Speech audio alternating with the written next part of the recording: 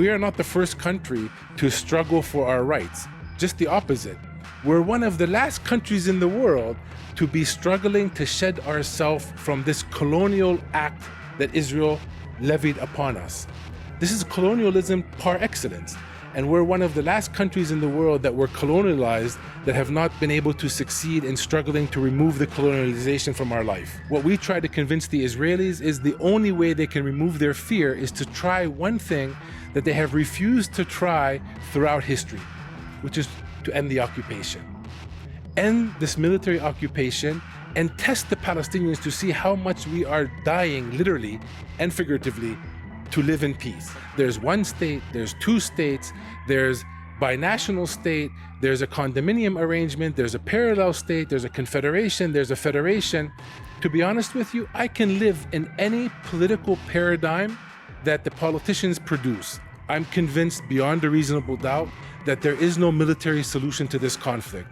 The Israelis have proven that they cannot win, and we have proven that we don't know how to lose. I choose to negotiate with the elected officials of the State of Israel, whether I like them or not. And just like Israel doesn't want me choosing its representatives, I expect Israel not to try to choose our representatives. We don't even want to decide. We want to give Israel the full ability to decide for itself. What does it want?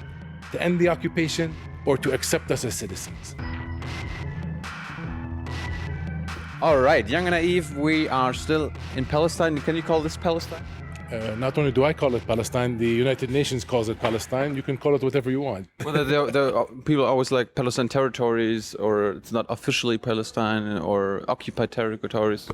The fact is, it actually is Palestine. 138 countries passed a resolution in the General Assembly several years ago, which officially calls it the State of Palestine.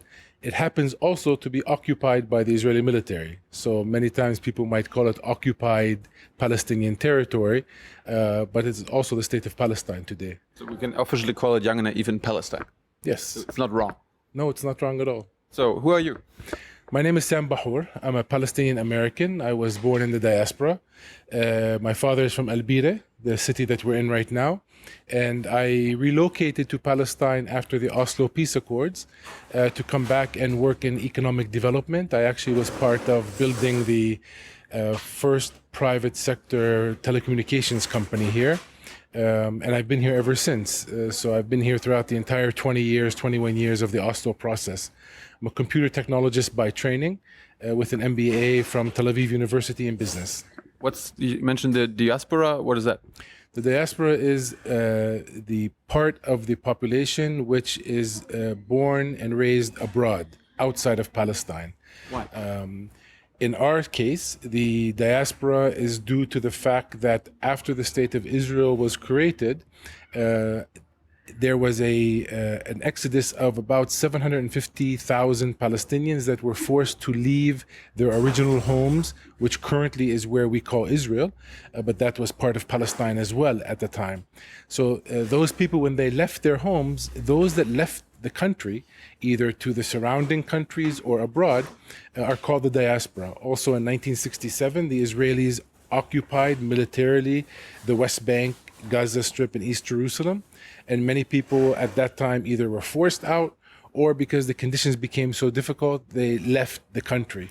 My father actually left before the 1967 occupation. So any part of the population which is being raised outside of Palestine is classified as the diaspora.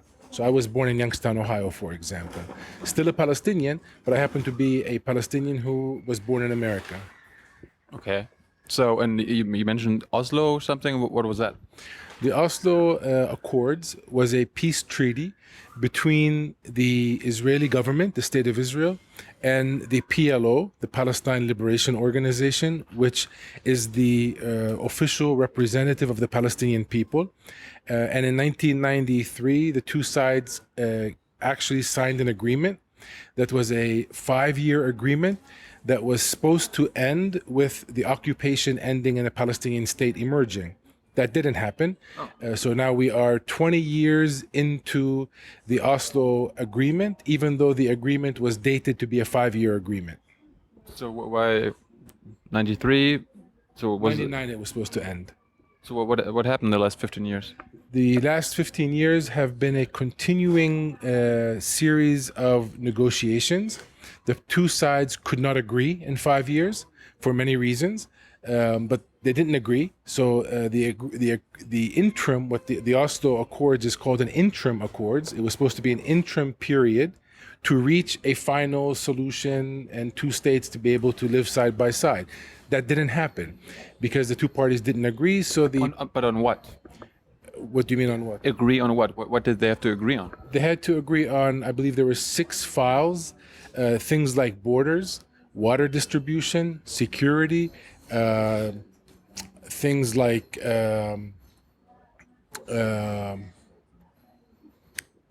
security, water, Jerusalem. For example, the status of Jerusalem. The most important file that they had to deal with was borders. One of the other files was settlements. The issue of borders was key because if the two sides could have agreed to borders, a lot of the other things would have worked their way out. For example, if the border was set, then any settlement, illegal Jewish settlement that is on the wrong side of the border would have been seen as wrong and would have to be repatriated inside Israel. But again, they didn't agree on anything. They didn't agree on borders, on Jerusalem, on water distribution, on refugees, or on settlements. So we find ourselves 15 years later still trying to negotiate with third parties always getting involved like the US and the EU, trying to bridge the gap between the two sides. We're no closer today, I believe, than we were at the beginning of the process. The sides are very far apart in their opinions about how these major issues should be resolved. So what's the big issue with the borders? What's the problem? I believe the biggest issue is that Israel has no intention whatsoever to allow a Palestinian state to emerge. Remember, let's take a step back and put this into context. Please. Prior to the creation of the State of Israel, this was the British mandated area called Palestine. It went from the Jordan River to the Mediterranean Sea. When Israel was created by the use of force, they created a country, and by the way, under international law, How and when? in 1948, it started in 1947. In 1948, they declared their independence as a state. That was created by the use of force. And just by the way, under international law, the territory gained by the use of force is inadmissible. But that's a side story. What does that mean? It means that it's not recognized as legitimate. Because I can't, because I'm a stronger party, come to your house and take your living room and tell you, too bad, I'm stronger, so now your living room is mine.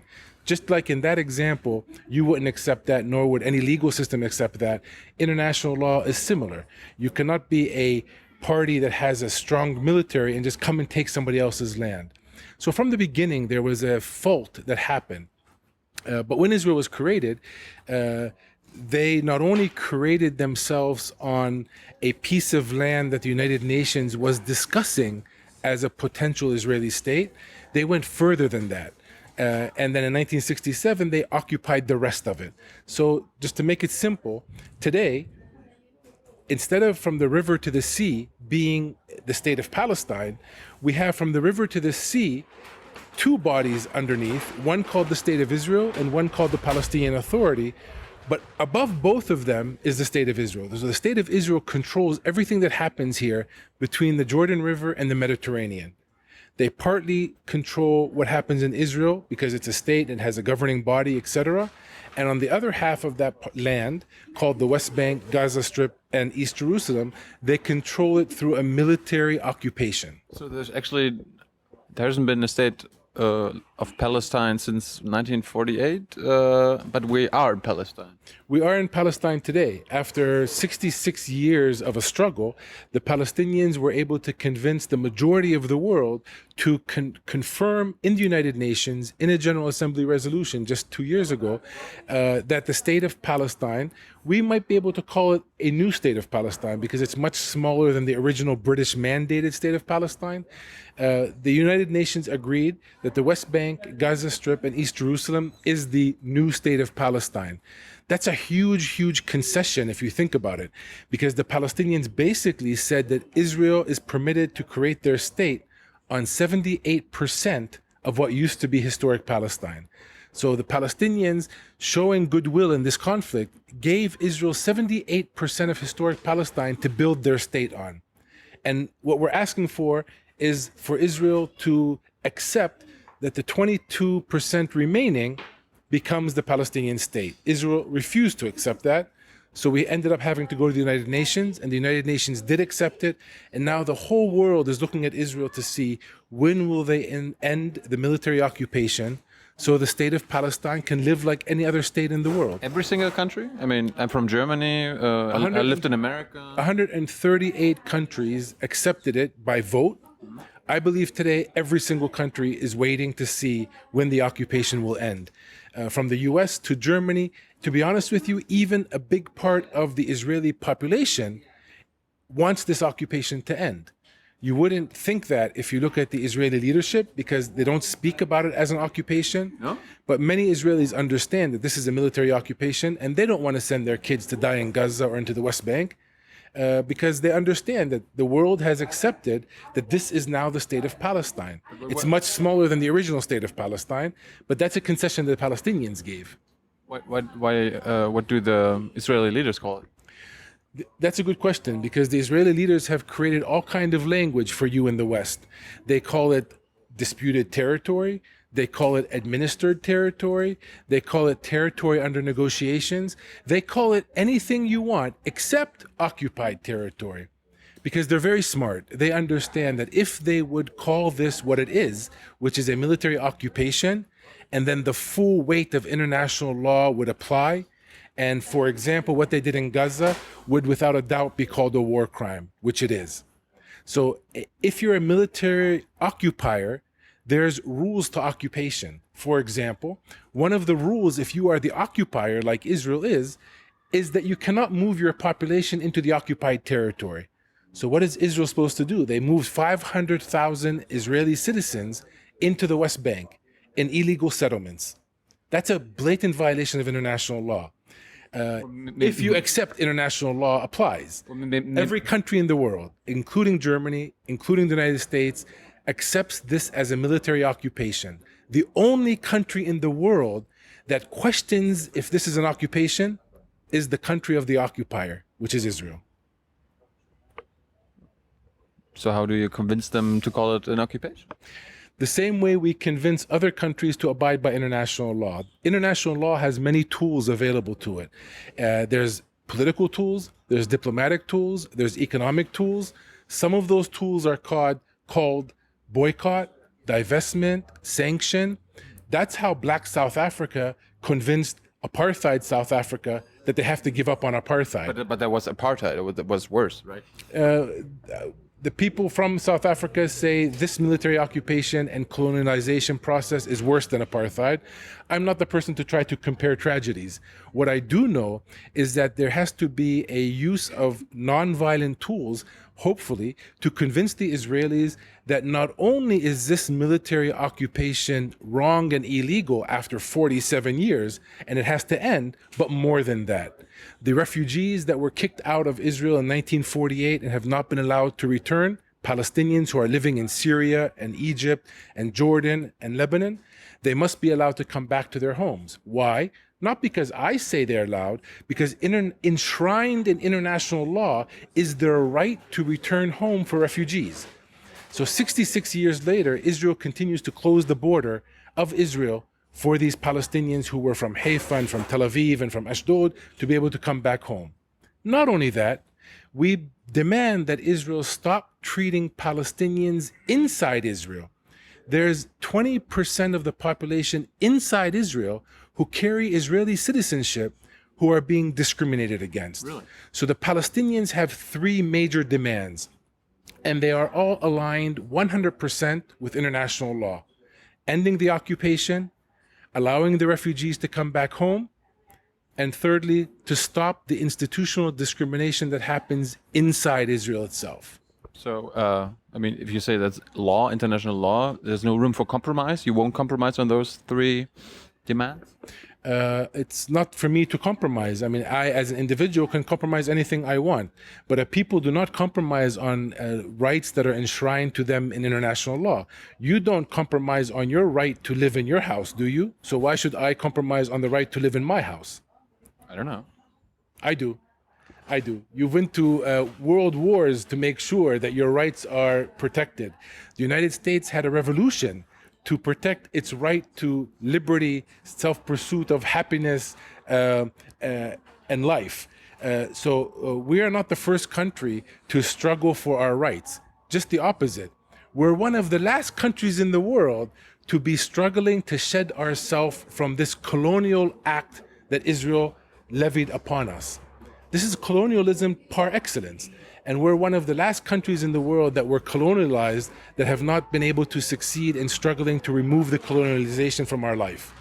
We've presented many kinds of options to the Israelis. And as I noted earlier, the biggest among them is that we accept you to build your state called Israel on 78% of what used to be called Palestine.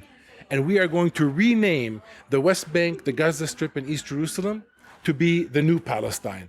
And even that, Israel is refusing to accept. So we have to ask a very simple question. Where do the Israelis want us to go? Because we're not going to vanish anytime soon. So, I mean, wouldn't that make like a two, I mean, there's Gaza, there's the West Bank, wouldn't that make two Palestines?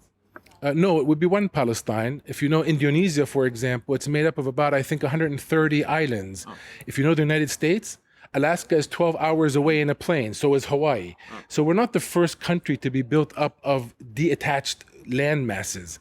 That's a technical issue that a plane or a train or a car can solve. The unit called the West Bank, Gaza Strip, and East Jerusalem is not only identified in international law as a single unit, but even in the Oslo Peace Accords, Israel signed off that they accept that those three territories are a single unit politically. So in a way, there's no question that that's one unit. They've taken different realities, but politically it's one unit which happens to be made up of three different areas. Do you understand on the other side the Israelis though? I mean, can you explain maybe from their perspective how, why they behave like this? Why they've been behaving like this for the last 20 years? Maybe they're afraid something will happen, that terrorism will come to their country. No, I can't speak on behalf of the Israelis. When I go to the Bronx in New York, I'm scared, but I don't send in an F-16 to destroy the Bronx because I'm scared. There is a reality when you are a military occupier, when you have colonialized another person's land for 66 years, you better be scared. When you send up F-16s to bomb residential neighborhoods, you better be scared.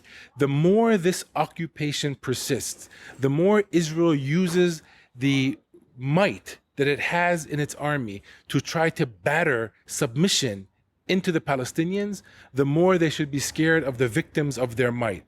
What we try to convince the Israelis is the only way they can remove their fear is to try one thing that they have refused to try throughout history, which is to end the occupation. End this military occupation and test the Palestinians to see how much we are dying, literally and figuratively, to live in peace. But maybe they are afraid of the test. Of this test. The alternative is a never-ending military occupation. The alternative is a continued military-oriented society in Israel that will live for generations on fear. I don't think that's a sustainable way to build a country. So I think it's in their deep interest to end the occupation.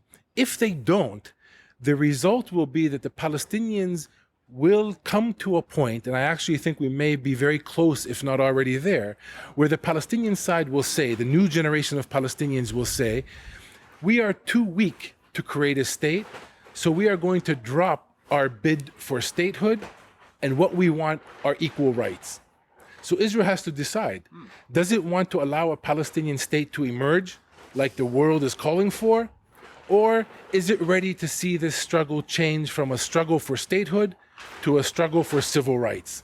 And that's a very different paradigm. So that would mean like a one-state solution?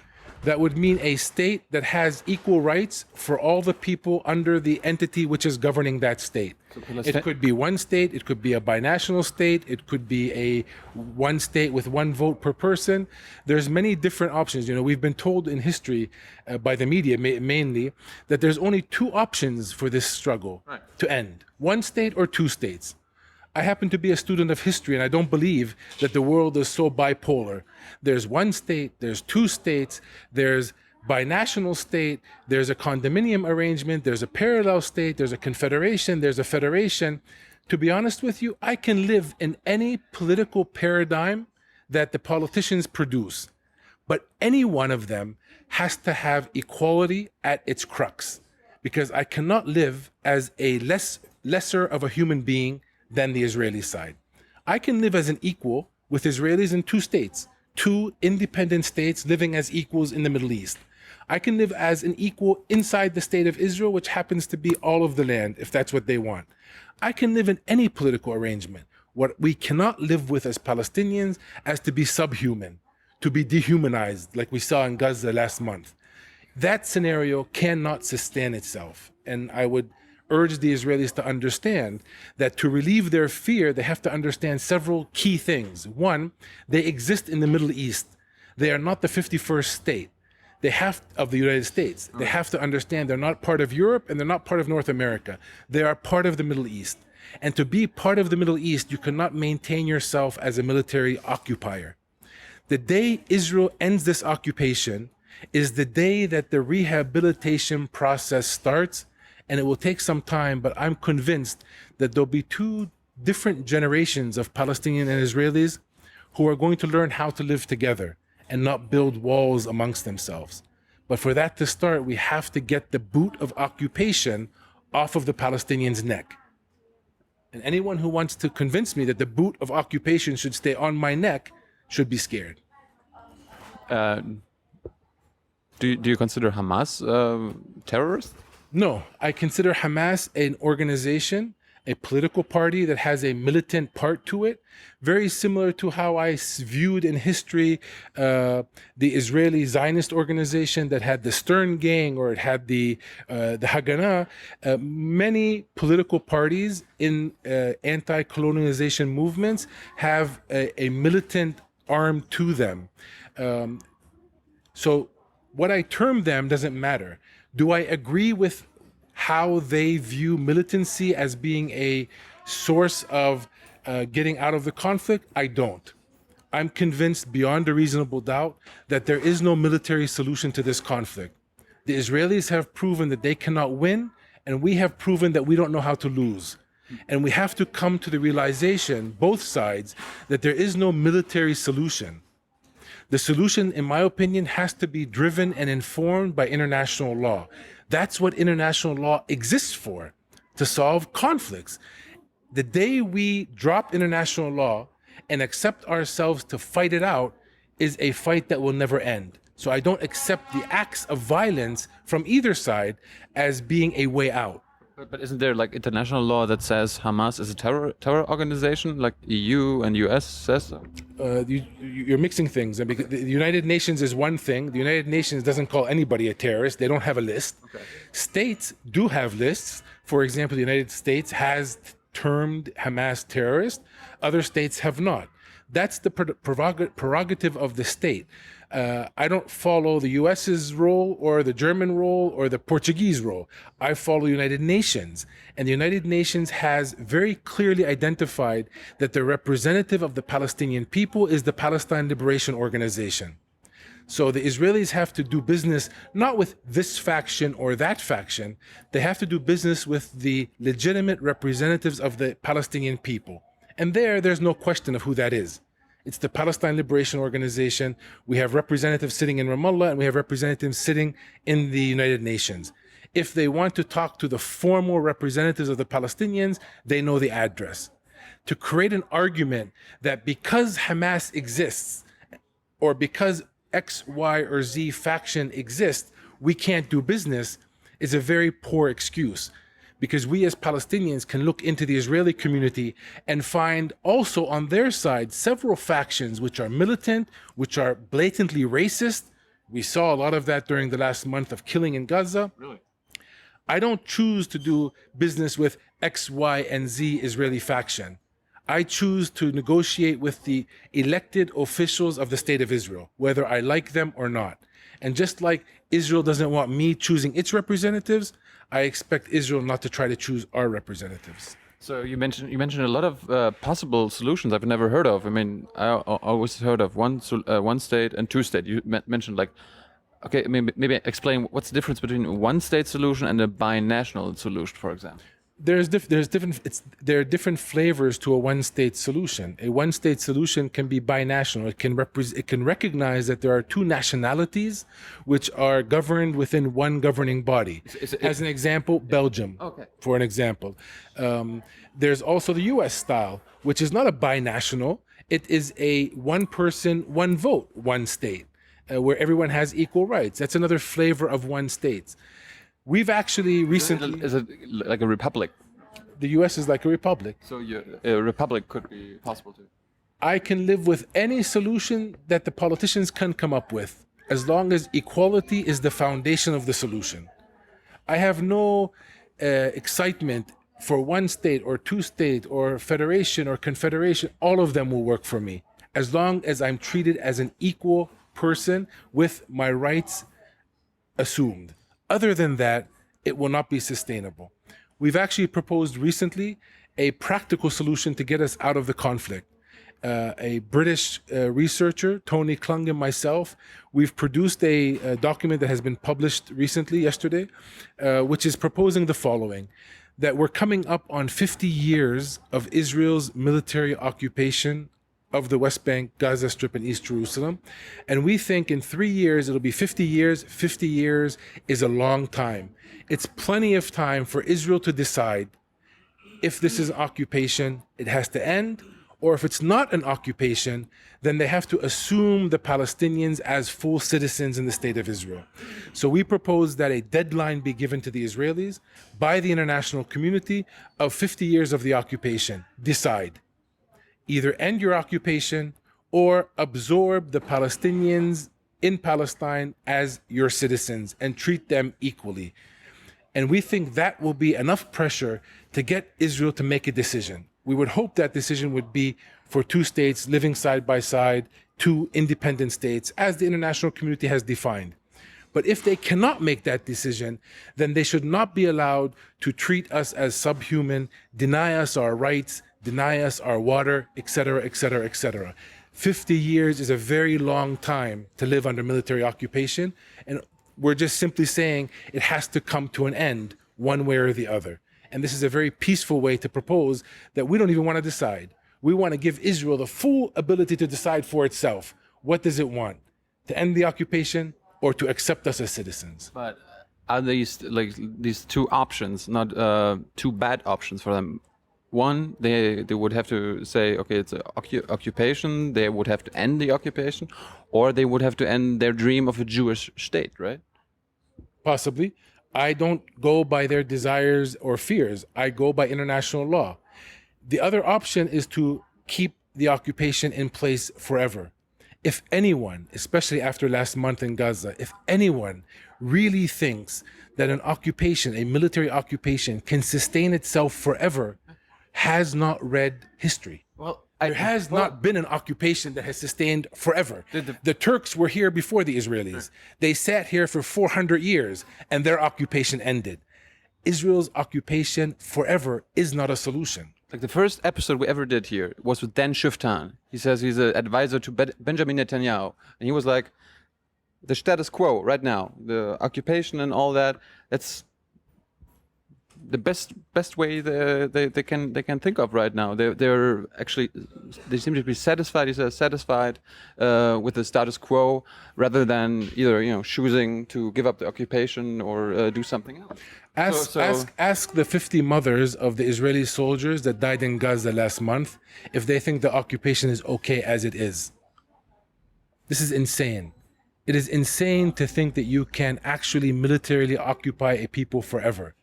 History has proven that that cannot happen. Not only that, this occupation is corrupting Israel from the inside. It's creating a militaristic society that not only are their soldiers dying trying to defend an occupation, but their society has become more violent. They have become more racist. This is eating away from Israel from the inside. So if I was Israeli and I loved Israel, I would want to end this occupation tonight, not tomorrow. Not because I love the Palestinians, because I want to secure Israel's future. Anyone who promotes a continuing of the occupation forever is putting Israel's future at risk. But their future is supposed to be a Jewish state. For who? When you tell me Jewish state, and as a German person, to tell me Jewish state, you are insulting me to the nth degree. Why? To me, the word Jewish state in Israel is the most racist, anti-Semitic remark anyone can tell me. Because what does it mean? It means that you're telling me indirectly, maybe directly, that the only place a Jew can be a full Jew is in the state of Israel. I detest that. I think a Jewish person should be able to be a Jewish person in Israel, in Germany, in New York, and in Ramallah. There is no one place where Jews can be a full-pledged Jew. When you're saying that Israel is the Jewish state, you're saying that other places will not give Jews their full rights. To me, that's a very anti-Semitic remark. So this, what I believe is a political ploy, which is very emotional, calling for a Jewish state, I think is a political tactic that's being used to delay Israelis to find a way to reach an end to this conflict.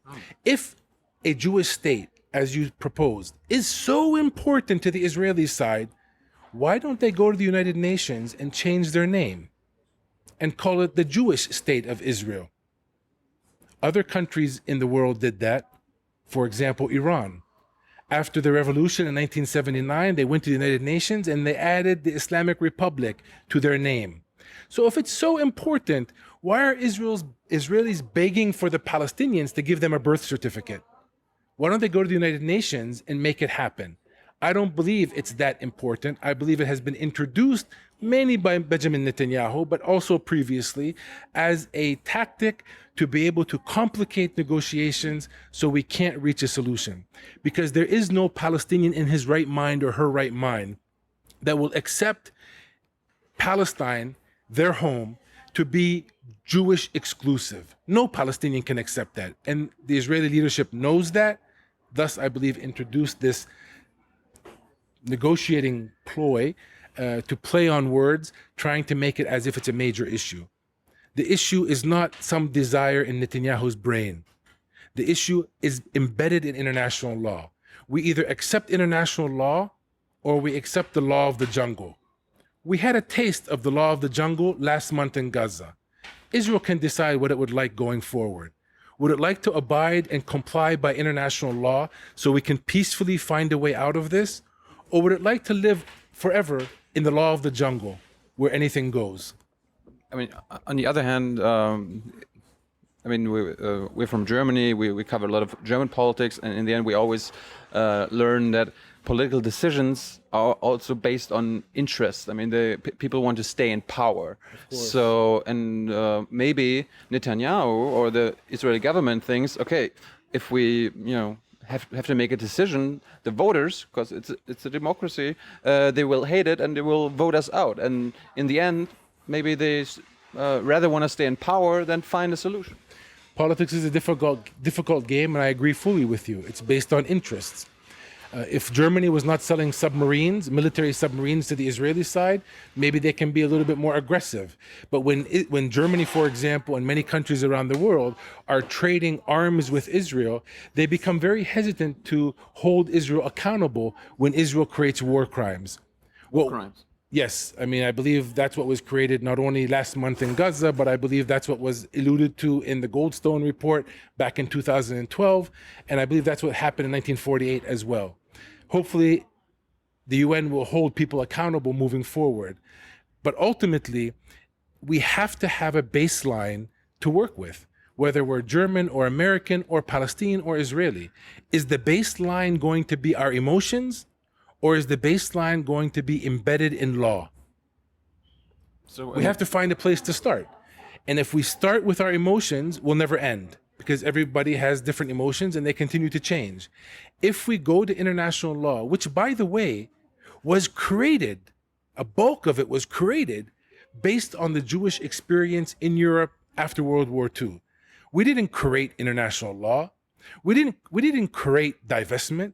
We didn't invent boycott. These are tools that have been created in the world for their use non-violently to get political bodies to act. We are merely using tools available to us trying to get bodies to act. In return, Israel provokes every single day for us to use violence. And sadly, they were successful in Gaza to provoke violence at a level that was unheard of. What I'm calling for today is that we come back, all of us, to our senses and understand there is no military way out of this conflict. We have to abide by the rules and regulations of the international community, which has accepted two states, which has accepted the end to the occupation, which has said settlements are illegal, and let's move forward and build a future together in the Middle East. But how do we change the interests of the Israeli government, of Netanyahu?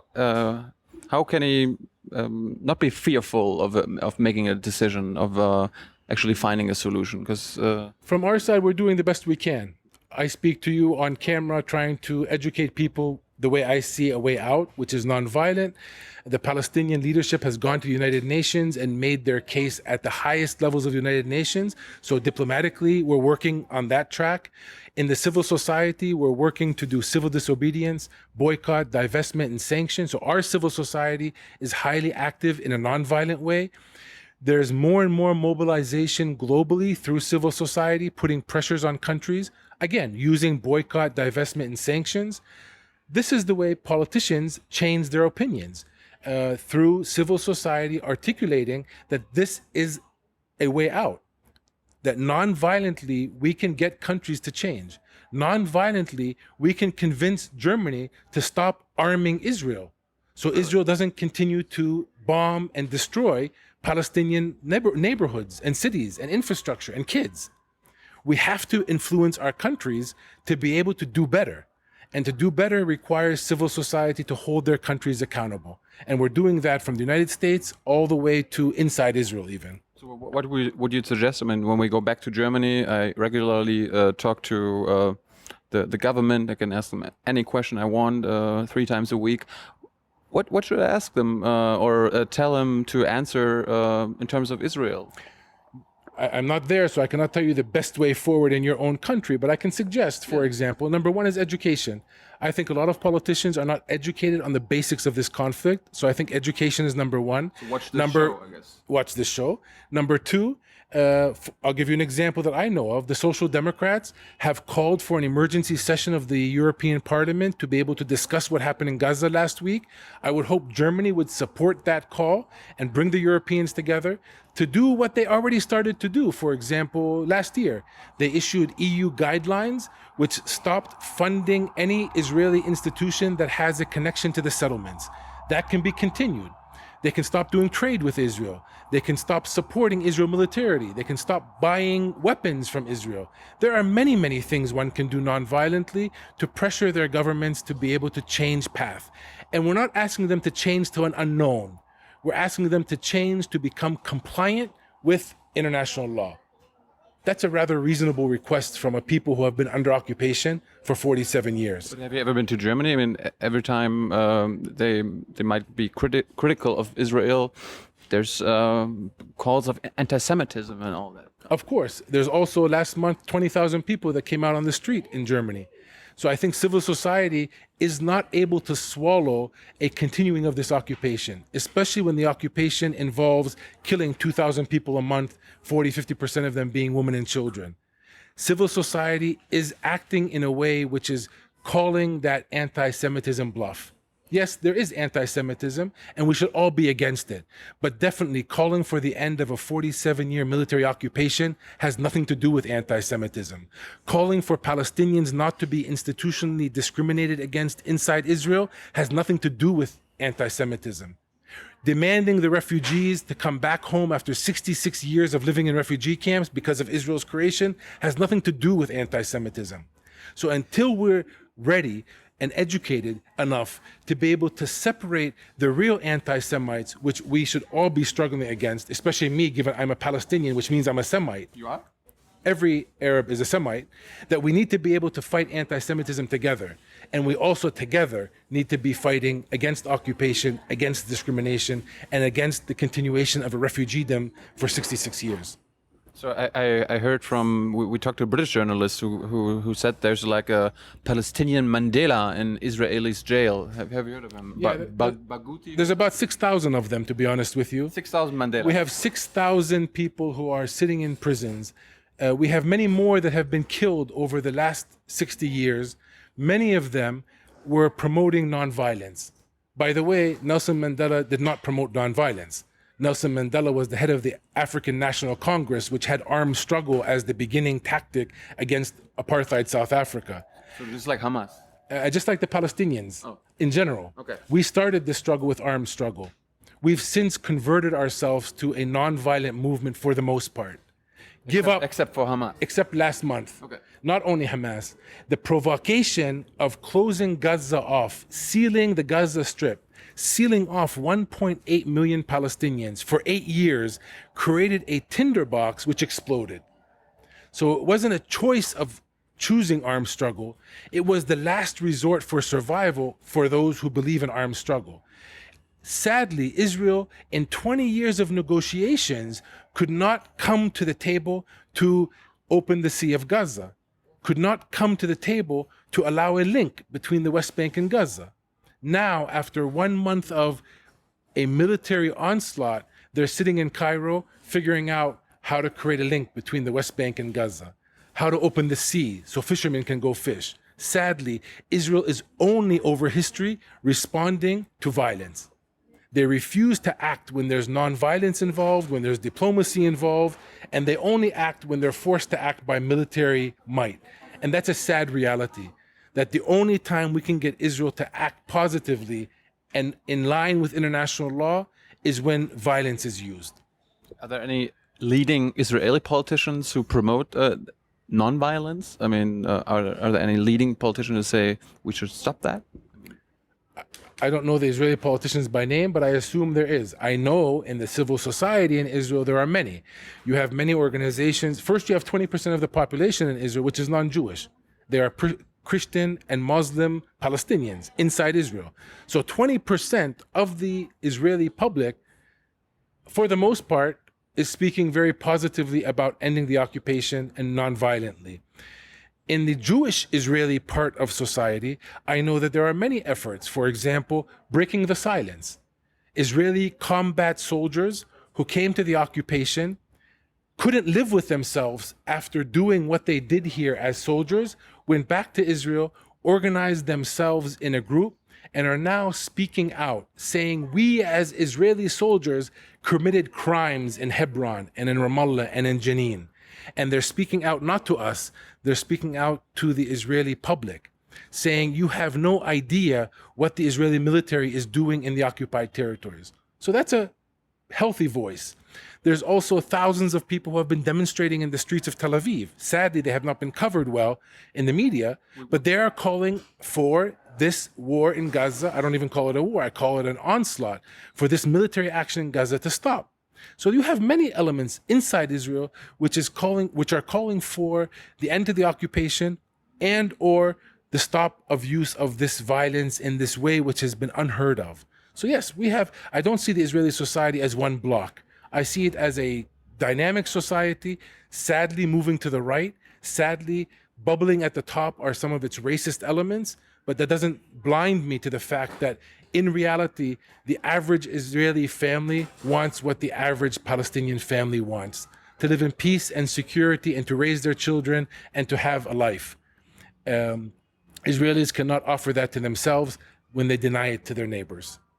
And at the end, I always like my guests to be a little naive, be a dreamer. Give me a year when you think either like a decision will be made or there will be peace or like a solution.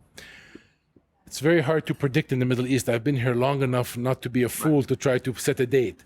I would say that the generation of Palestinian leadership today is probably the last generation that's convinced that a two-state solution is possible. So I assume my children, I have a 19-year-old and a 14-year-old, I assume that generation, this upcoming generation, is probably going to drop the ball of statehood and call for their civil rights.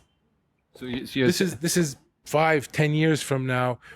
If a Palestinian state is not allowed to emerge on the ground, not only in the United Nations, but on the ground, Israel will be faced with a real full-scale apartheid reality. They will be the entity that's responsible from the sea to the river, and the majority of people under their governance will be non-Jewish. And that in reality will be for them an apartheid situation across the board. And I see my children not begging the world for another 40 years for statehood, but rather struggling for their civil rights. Struggling against who?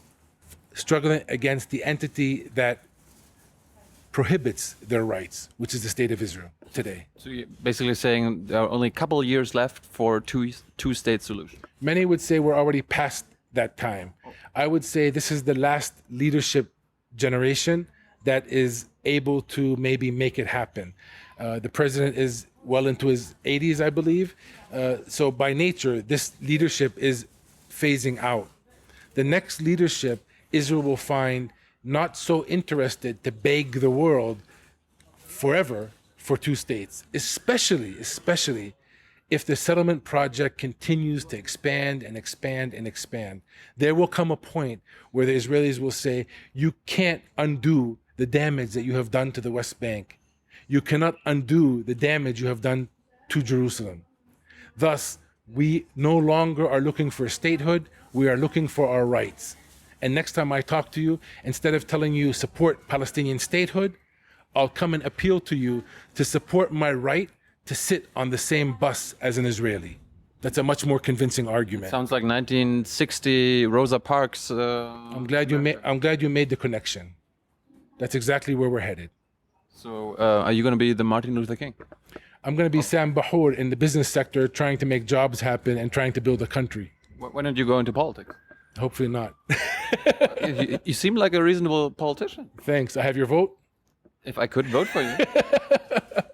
Thanks. I appreciate the vote of confidence. And I appreciate taking time with us. Thank you very much. Thanks.